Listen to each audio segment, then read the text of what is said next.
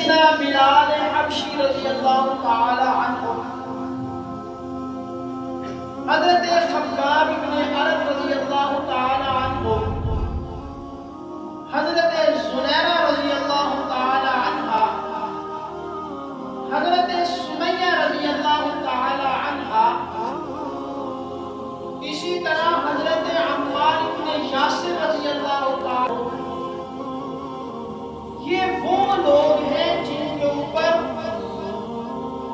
ظلم کے پہاڑ توڑے جاتے تھے اور روکنے والا کوئی نہیں ہوتا،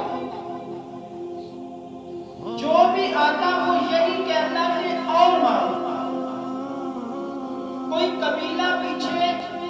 طاقت کے لحاظ سے نہیں تھا، کوئی خاندانی پس منظر بھی نہیں تھا، مارنے والے کو پتہ ہے کہ چھڑانے والا کوئی نہیں ہے، مار کھانے والے کو پتہ ہے کہ چھڑانے والا کوئی نہیں ہے، لیکن جب ظلم انتہا کو پہنچتا، مار مار کے ان کو یہ سمجھتے کہ اب نڈال ہو چکا ہے، اب جب ہم اس کے سامنے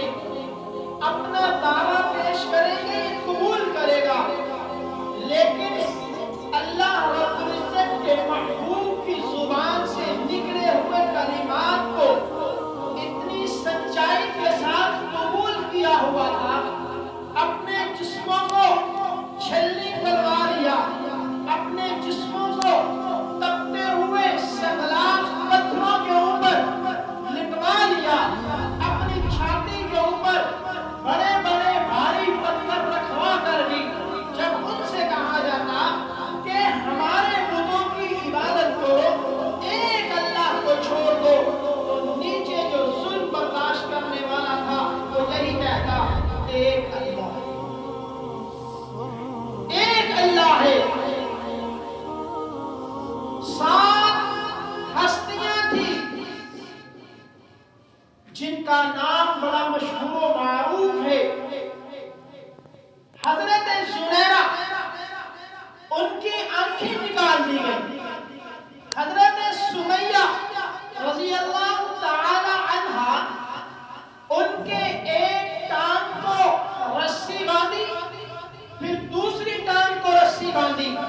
اور ایک رسی کا کنارہ ایک اونٹ سے باندھ دیا، دوسری ٹانگ کی رسی کا دوسرے اونٹ کو باندھ دیا، دونوں اونٹوں کو مخالف سمت میں دوڑا دیا، رسی کے بل کھلتے گئے۔ اب وہ دکھانا یہ چاہتے تھے ابھی کے ابھی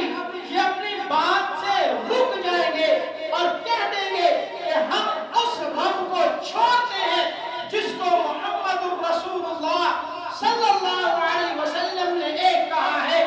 ہم مکے کے 360 بتوں کی طرف پلٹ جائیں گے، لیکن کافروں کا یہ جو سوچ کا زاویہ تھا وہ بدل گیا، وہ حیران رہ گئے کہ وہ جو جس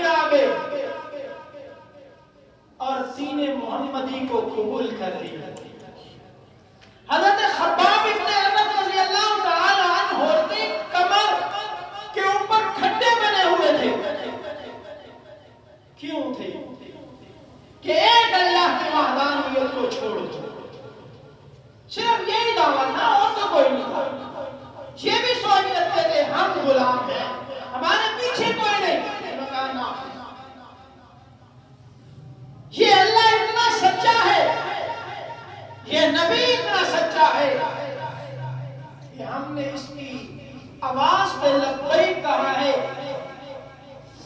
ابھی موت آئے گی، کامیابی ہمارے قدم چھوئے۔ یہ وہ صحابہ ہیں جن کو سیدنا صدیق اکبر رضی اللہ تعالی عنہ نے خرید کر آزاد کر دیا۔ حضرت سیدنا صدیق اکبر نے جب حضرت بلال حبشی کو آزاد کیا نا، تو مکے کے اندر لوگوں نے کہا کوئی